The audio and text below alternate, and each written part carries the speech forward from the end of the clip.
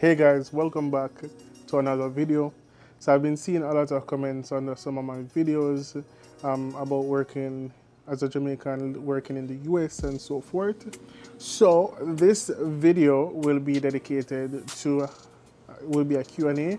So I'll be picking out some of those questions and hopefully trying to answer them in this video. So if you're interested in that, then just keep on watching.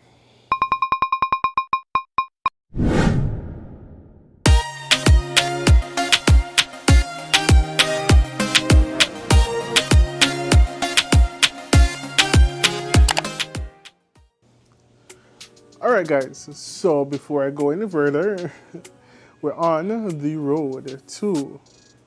Let me not even say the 300. We're on the road to 400. We're on the road to five. We're on the road to five. Let me just put it at the 500. So we're on the road to 500. I want to give a giveaway. I'm just speaking it into the atmosphere, right? 500 subscribers. So I want to reach 500 subscribers before by December. So we're halfway through the year 2024. If you're watching this video, go ahead and click the subscribe button, turn on your post notification, leave a like, and comment VWA in the comment section so I know that you were here. VWA means vibing with Andwele. VWA. So welcome to the VWA family. Yeah. Oh, that sounds. What do you guys think about that? How does that sound? VWA family, the Vibing with Andwele family, right? So yeah. So let's go into the question. So the first question I have is from Taj Williams. And it says, what about the behavioral differences? So this was a comment that was made under teaching in the US versus teaching in Jamaican school. And I think I answered this in maybe the second video, one previous video, but no problem. So what is the behavioral differences? So the behavioral differences, this was in the cultural shock. The maturity level of the students, based on my opinion, again, these are based on my opinion and my observation, based on conversations that I've had with some of my colleagues, right? The maturity level is not the same, not the same as in Jamaica, right? So just come. I remember when I was coming up here, everybody would be was telling me to just come with an open mind. They didn't want to tell me anything, but they just said come with an open mind. It's gonna be different. It's gonna be different. I think one of the main things is that Jamaica has a lot of rules. The schools have a lot of rules, dress code and all of that, phones, and there's a lot of rules. And there are rules here. Again, it depends on the school that you go to, it depends on the district.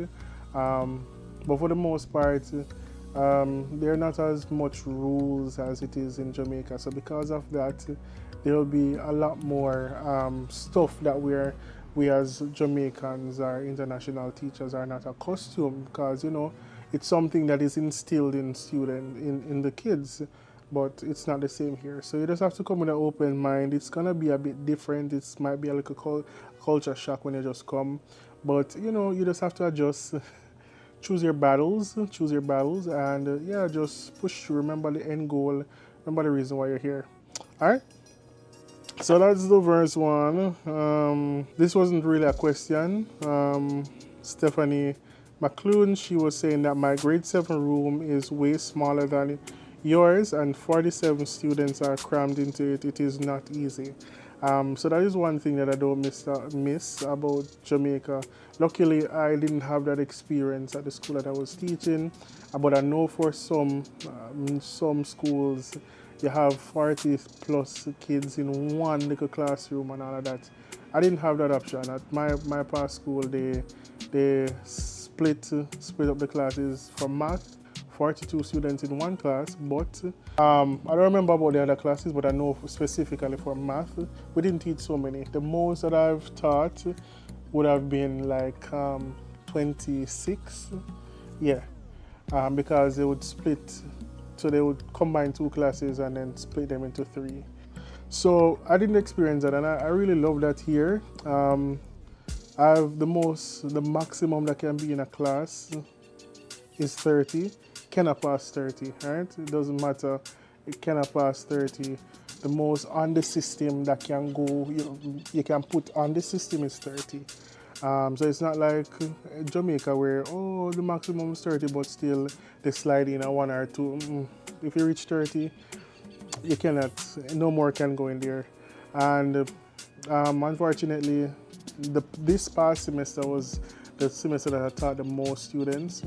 There are some classes that you'll end up teaching a small. I'm sweating outside, it's hot.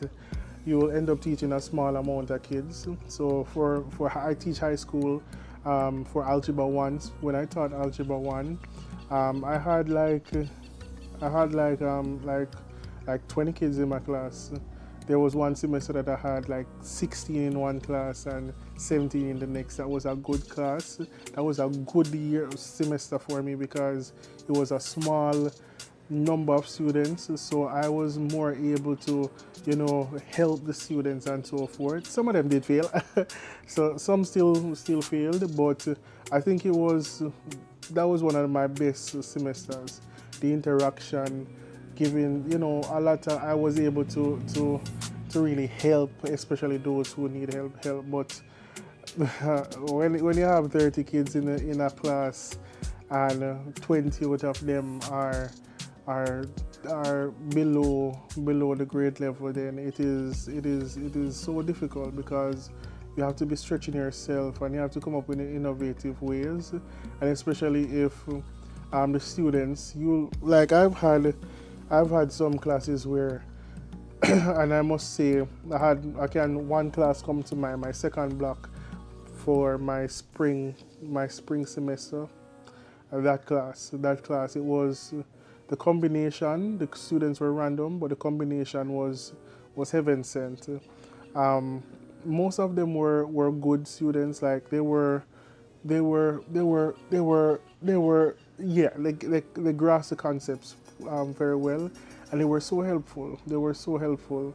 So I had a handful of students who they would easily get something, and then in return, once I know that they get it, I can, send someone else to them to let them explain to them while I deal with other kids. And some of them will even, volunteer. I had this one particular boy, Gabe, I can call his name proudly, that he, on several occasions, he willingly, without me even asking him, he just takes up the initiative and, help one or two other kids, and I really appreciated that. But then you'll have those other classes that they will understand and they're gonna keep their knowledge to themselves, and you can't really fight them for that. So it's more exhausting on me because now someone will understand and finish the work and just sit there. I will not help anybody. I know I have to. It's my job, so I just have to do what I have to do. But it can be exhausting. Anyways, yeah. So yeah, that's it. Let's move to the next one. So next question from Donna Gay Morgan says, what is the math content like? I'm a math teacher, so I'm wondering how it differs from Jamaica. And I responded to all of these video comments personally, but I just want to make a video to just, because I'm sure there might be others who might have the same questions. So the math content, so the wording is different. It is definitely different. As I remember saying this in one of the videos, that they use a lot of acronyms and they use different words, different from what we're accustomed to. So for example, let me think of an example. So when I looked at their standards, so they call the curriculum standards. So when you look at the standards, I remember when I first got it, I was stressed out because I was saying, what is, like, I don't understand what are they. I couldn't really. I remember that first week was so, if I didn't have like Jamaicans who were there the year before, I don't know how I would have managed, because when they sent me the standards and I was looking through trying to figure out what I would teach the first week, like I was stressed out. I didn't know what to do, right? Um, but when you can just what I did, what was suggested to me was to just copy the standard, put it into Google, and then chances are you'll find um, PowerPoint. You'll find a PowerPoint or something.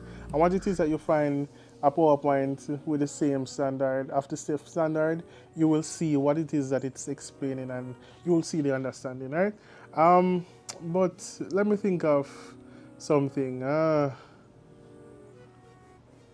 Literal equations, right? So in Jamaica, I can't recall, but I don't think they called it literal equations. They call it changing the subject of the formula or transposition. That's the two names that I think I used to refer to it as. But the thing was literal equations. So I was like, what is literal equations? Like, but then when I Googled it, I realized that they were talking about changing the subject of the formula. So that's just one thing off the top of my head, but there were several others that I didn't understand what it is that they were asking for, but once it is that you Google, then you will see. But it's pretty much the same thing as what we teach in Jamaica, a little bit more advanced.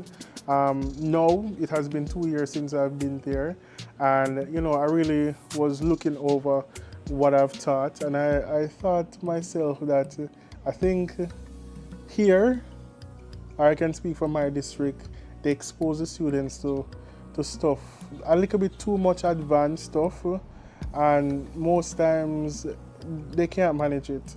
Like for example, algebra 2 are grade 10 students, grade 11, grade 10 and 11 students, and they will have them teach. I'll be there teaching stuff that in Jamaica that will be taught to ADMATS and CAPE students. So stuff like synthetic and long division of polynomials, and what are some other topics? Exponential functions and exponential growth and decay is in CSEC.